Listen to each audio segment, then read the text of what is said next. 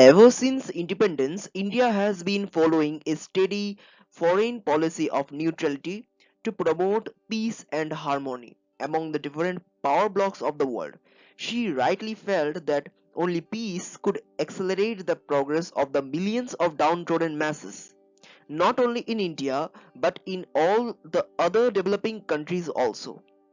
Hence, she has never supported aggression, whether it is in Korea, the Middle East, Ghana, the Far East, Libya, or in the South American countries. It has always been her firm faith that any dispute could be successfully solved by discussions across the table. Use of force could only serve to aggravate the situation. Immediately after the Second World War, the world was divided into two distinct power blocs.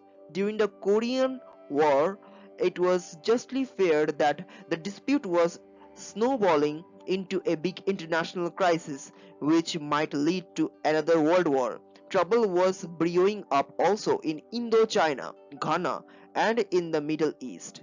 When all efforts to stop war failed, India agreed to send her army not to fight but to put an end to fighting. That India never supported aggression was amply proved by the stand she took during the Anglo-French military action during the Swiss crisis. True to her not aligned status, India also protested against the Soviet military intervention in Poland, Hungary, and in Afghanistan.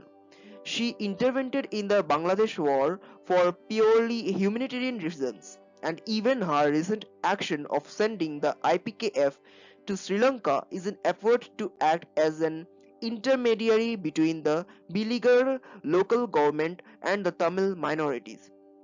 Her action in the Maldives to abort the coup attempt against President Guillaume's regime has also won her kudos from the rest of the world. Thus, India's efforts have all along been to promote the cause of global peace. India's assessment was that if big powers were allowed to decide all international issues, they would not hesitate to flex their political muscles to interfere into the internal affairs of smaller and weaker nations. She felt the need for a forum of developing countries similar to her to safeguard the interests of the third world against the bullying of the superpowers. During the early 50s, India, Egypt, and Yugoslavia worked together towards this end and thus started the non alignment movement, an international forum whose member countries, chiefly developing countries, abode to stick close to each other, to promote harmony and mutual cooperation, and to keep a constant vigil over the political ambitions of the superpowers. India has always followed the Gandhian policy of eschewing violence. It is heartening to note that, in spite of being a nuclear power, India has always sought to harness nuclear technology for the progress of science only, and not to threaten unfriendly countries to submission.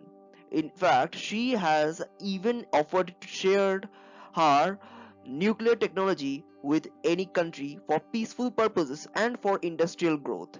SARC is another organization that has come up with the Indian initiative to ensure regional cooperation amongst the countries of South Asia, India, Pakistan, Nepal, Sri Lanka, Bhutan, and Bangladesh. This was a bit to preempt concerned attempts by the superpowers to destabilize this strategically important region to further their own interests. SARC has a pioneering role to play for the peace and prosperity of the neighboring members' country.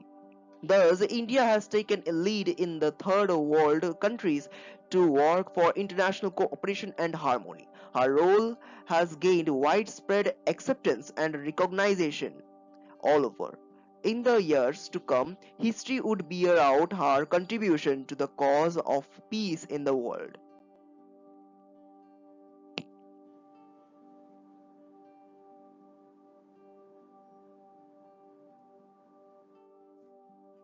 কোন shoot করতাম পারছি?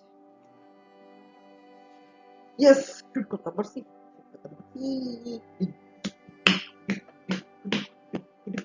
করতে পারছি